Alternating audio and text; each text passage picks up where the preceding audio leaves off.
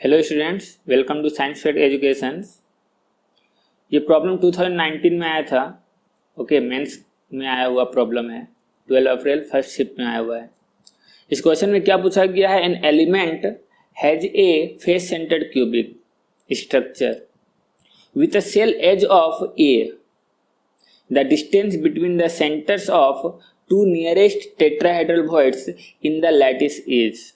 Of course it is a simple problem, okay, but जिन्हें system में atoms का arrangement नहीं मालूम होगा उसके लिए ये काफ़ी टफ है, क्योंकि अरेंजमेंट यहाँ पर एफसीसी में अगर आप देखोगे तो ऑफ कोर्स एटम कहाँ होता है? कॉर्नर में होता है और फेस के सेंटर में होता है। बट दो टेट्राहेड्रल वॉइड के बीच का अगर आप डिस्टेंस देखोगे तो वहाँ डिफरेंट पॉसिबिलिटीज हो सकता है। ठीक है, एज फॉर एग्जाम्पल हमें मालूम होता है कि एफसीसी सिस्टम में एटम कहाँ हो सकता है?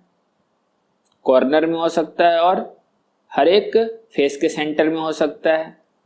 ये मेरे पास पहला सिस्टम में बना रहा हूँ, इसको ध्यान से देखने का है। ठीक है, एटम कहाँ होगा? हमारा कॉर्नर में होगा और हर एक फेस के सेंटर में होगा। ठीक है, ये चीज़ हमें मालूम है एफसीसी सिस्टम में। और जब हम ये बात कर रहे हैं कि टेट्राहेड्रल वॉइड के बीच का distance, minimum distance, nearest distance, तो टेट्राहेड्रल वॉइड कहाँ बनता है?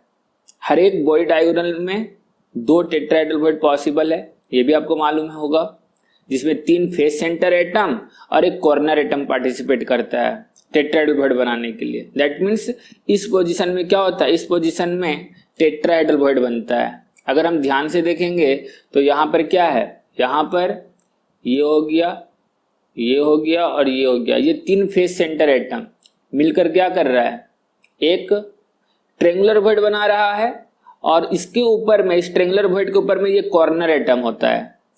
तो ये एटम जब इस ट्रेंगुलर वॉइड के ऊपर आएगा तो बीच में यहाँ पर क्या बनेगा? टेट्राहेड्रल वॉइड बनेगा। तो यहाँ पर क्या बन रहा है? यहाँ पर टेट्राहेड्रल वॉइड बन रहा है। सेम एज ये भी पॉसिबिलिटीज है यहाँ पर अगर आप देखोगे तो एक ट्रेंगुलर वॉइड इन 3 फेस सेंटर एटम की हेल्प से बनता है। ठीक है, और इस ट्रेंगुलर वॉइड में ये कॉर्नर एटम प्लेस्ड है, तो इस जगह में क्या होगा? इस जगह में हमारा दूसरा टेट्राहेड्रल वॉइड बनेगा, that is the tetrahedral void 2, और ये हमारा क्या होता है? 1 होता है। जबकि अगर आप सेंटर में देखोगे तो सेंटर में क्या होता है? आप देखो, 2 अपोजिट ट्रेंगल है, ऊपर में व्हाइट ट्रेंगल देखो और नीचे में आप येलो ट्रेंगल देखो। तो 2 अपोजिट ट्रेंगल जब भी होता है, याद करो यहां पर क्या पॉसिबिलिटीज है? ऑक्टाहेड्रल वॉइड का।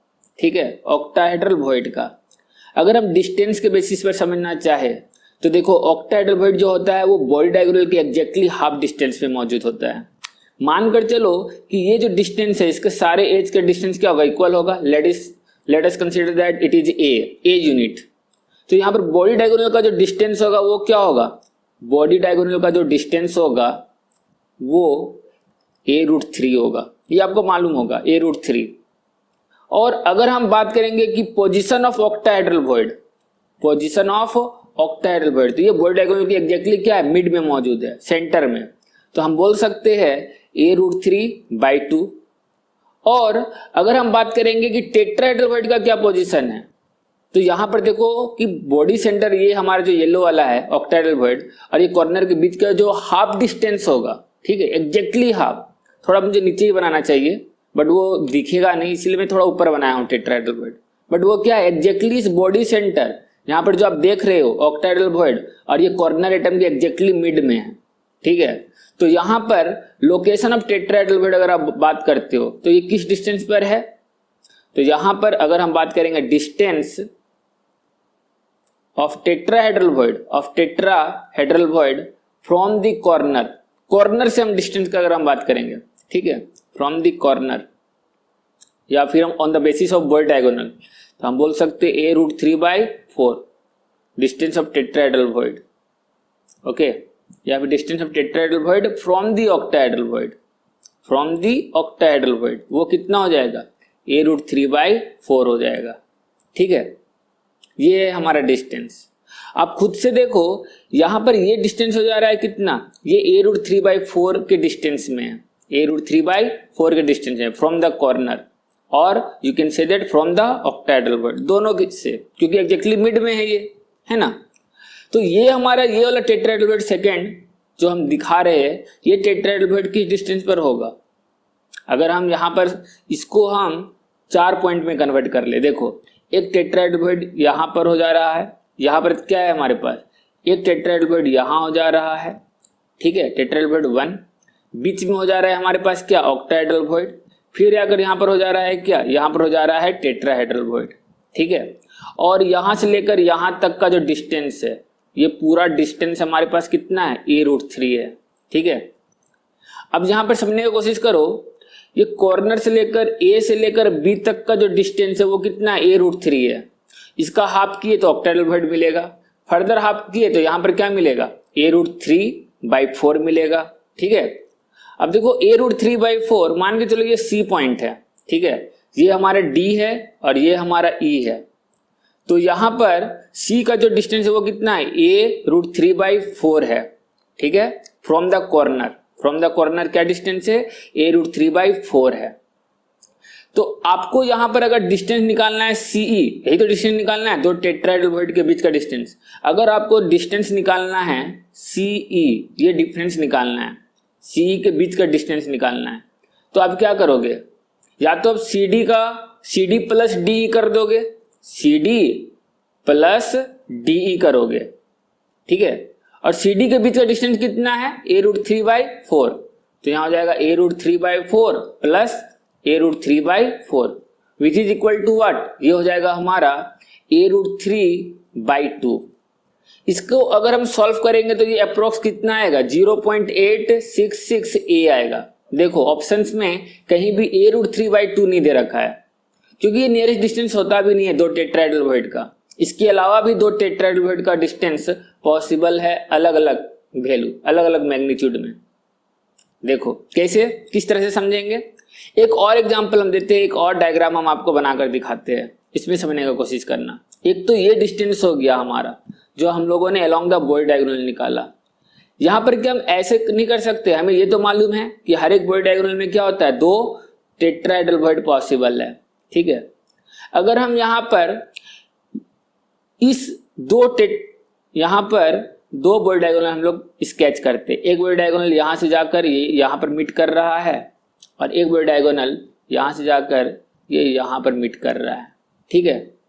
ऑफ कोर्स यहाँ से लेकर यहाँ तक का जो डिस्टेंस होगा वो क्या है, वो a है, इसका नाम हम रख दिए a, ये हो गया हमारे पास b और ये हो गया हमारे पास c। टेट्राहेड्रल वॉइड का पोजीशन कहाँ होगा, एग्जैक्टली यहाँ और यहाँ होगा। इन दोनों पॉइंट को अगर आप मिलाओगे तो यहाँ पर ये भी तो डिस्टेंस हो सकता है दो टेट्राहेड्रल वॉइड का, तो ये AB और यहाँ पर हम रख दिए इसका क्या, DE। तो हमें मालूम है कॉन्ग्रुएंट रूल, हमारे पास जो ट्रायंगल ACB है, triangle ACB, it is congruent with the triangle what, CDE हम बोल सकते हैं, ओके। तो यहाँ पर ये कॉन्ग्रुएंट किसके साथ है, ट्रायंगल CDE के साथ है। अगर हम कॉन्ग्रुएंट का रूल को फॉलो करें तो हम इसके अकॉर्डिंग हम बोल सकते हैं कि DE जो होगा वो क्या होगा, DE is equal to just half of AB, ये हो सकता है। और हाफ ऑफ AB कहने का मतलब क्या हुआ, a/2 that is equal to 0.5a। अब देखोगे कि वन ऑफ द ऑप्शंस ये दे रखा है, ऑफ कोर्स आंसर तो यही है, इसमें कोई शक नहीं है, लेकिन एक और डिस्टेंस आप निकाल सकते हो टेट्राहेड्रल वॉइड का। जैसे एक डिस्टेंस आप निकाले, ये एक डिस्टेंस आपको आपके पास है ये 0.5a, इसके अलावा भी एक और डिस्टेंस है। आप बोलोगे क्या है वो डिस्टेंस, आप देखते जाओ। थर्ड डायग्राम हम बनाकर आपको दिखा रहे हैं, ठीक है।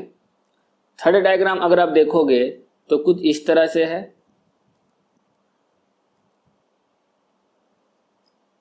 ठीक है। एटम हमारे पास उसी जगह में है, ठीक है। मैं सारे एटम को बार बार क्या रिप्रेजेंट करूं, मैं आपको समझ में आ चुका है ये FCC सिस्टम में एटम कहाँ होता है, कॉर्नर में होता है और हर एक फेस के सेंटर में होता है, ठीक है। अगर आप फेस डायगोनल को ध्यान से देखोगे, अगर मानकर चलो कि इस फेस डायगोनल में इस कॉर्नर से, ये कॉर्नर है हमारे पास और ये कॉर्नर है, दो कॉर्नर, अगर ये कॉर्नर से एक बॉय डायगोनल निकाला गया इस कॉर्नर तक, इसको मिलाया गया, और इस कॉर्नर से एक बार डायगोनल निकाला गया और इसको यहां तक मिलाया गया। अगर आप देखोगे तो यहां पर देखो क्या बनकर तैयार हो गया, यहां पर आपका ये बॉर्डर डायगोनल होगा ना जी, यहां से लेकर यहां तक होगा। ओके, आपको यहां पर क्या मिल रहा है, एक ट्रायंगल मिल रहा है, that is A B C. और आपका जो टेट्राहेड्रल भुज का पोजीशन होता है वो कहाँ होता है, वो यहाँ होगा और यहाँ होगा, तो इसी जगह में होगा। इन दोनों को अगर आप मिलाओगे तो देखो एक और ट्रायंगल बनकर तैयार हो गया। ये हमारा ABC है, इसको हम मान लिए क्या DE। आप यहाँ पर अगेन आप यहाँ पर कॉन्ग्रुएंट रूल लगा सकते हो। हमें AB का लेंथ मालूम होता है, that is A face diagonal, जो कि कितना होगा A√2, इतना यूनिट होगा, A√2 unit.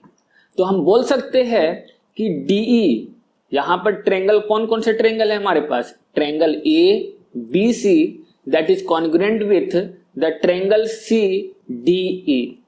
So that is why DE is equal to क्या होगा, हाफ ऑफ AB। हम ये बोल सकते हैं हाफ ऑफ AB। तो यहां पर AB हमें मालूम है कितना है, A√2 है divided by 2। So which is equal to, अगर आप इसको सॉल्व करोगे तो इसको आप ऐसे भी लिख सकते हो, A/√2 भी लिख सकते हो मोस्ट सिंपल फॉर्म में। तो A/√2 ये कितना होगा, 0.707A।